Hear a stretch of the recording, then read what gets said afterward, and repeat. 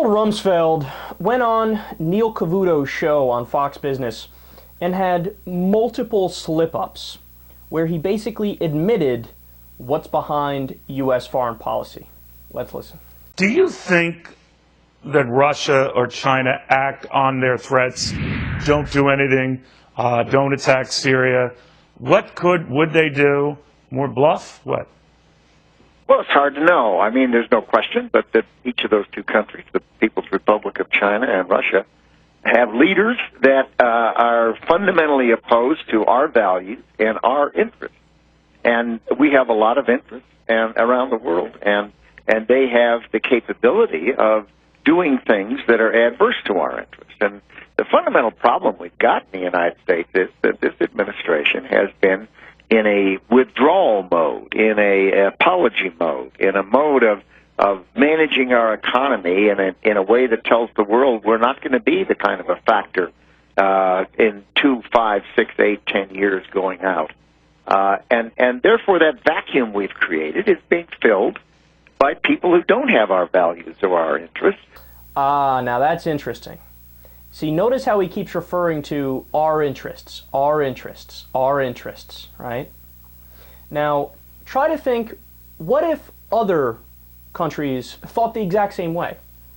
So what if China toppled the government of Zaire, for example, so they could take their natural resources and prop up a puppet government that's kind to them? What would the United States say? This is outrageous! We need to contain China. They're acting wild. They're acting crazy. Meanwhile, we literally did that in 1953 with the Shah in Iran. We overthrew a democratically elected government, put in a person who was kind to our interests. Then we said, well, what? Did we do something wrong? So if other countries abided by that same standard, we care about only our interests, our interests, our interests. They don't share our virtues, our values. If another country does it, they're wild and they need to be contained and we should fear them. But if the United States does it, well, that's par for the course. When we do it, no, you don't understand. We are the good guys by definition. So we're allowed to do whatever we want to do and impose our will on whoever we want to impose it on. Now, understand, that is exactly what it means to not be objective. If you're going to be a rational adult and you want to set a policy that makes sense, you apply the same standard to yourself that you apply to other nations. So in other words, if we do it, it's wrong. If they do it, it's wrong. But Donald Rumsfeld doesn't abide by that. Now let's listen to him admit. Now you got to listen closely because it's kind of like a Freudian slip. It's a little under the surface. But he's going to basically show you that the reasons we gave for going into Iraq are bullshit. Now, I know, Secretary, that we're not into regime change, and that whether this is the Obama administration's way of saying we're not going to do what Bush and Rumsfeld and Cheney did, you know the line. We're going to keep this guy in power. It's not about taking him out of power. It's about defanging him. But let's say you take the chemical weapons away, Secretary.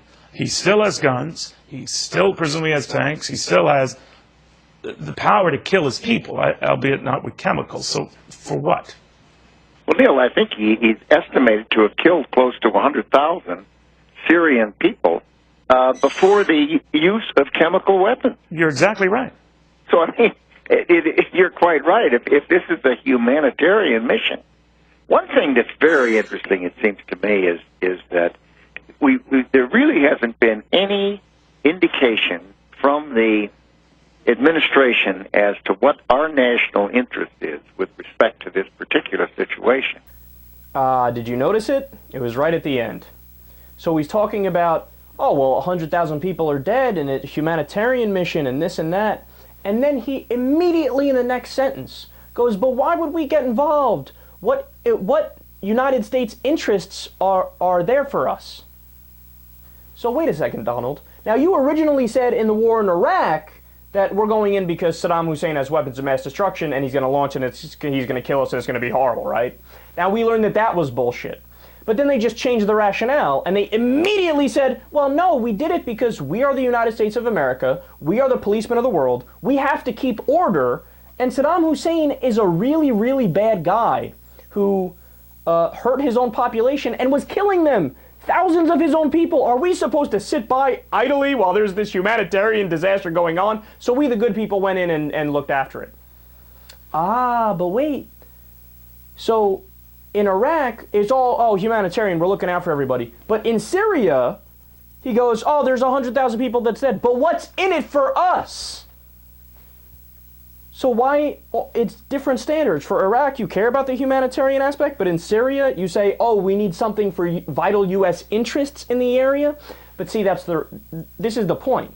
In Iraq, they didn't care about the humanitarian crisis. If they actually cared about people being killed, they would have went to Darfur and saved lives there. They would have went to the Congo and saved lives there. If they actually cared about, oh, use chemical weapons, so we need to step in. Yeah, but Saddam Hussein used chemical weapons with our approval in 1988 against Iran. We gave them the weapons and we gave them the coordinates on the map to attack. So obviously we have no problem with that. Israel just used white phosphorus, chemical weapons against the Palestinians not that long ago. We watched and said, okay, that's fine. We don't give a fuck.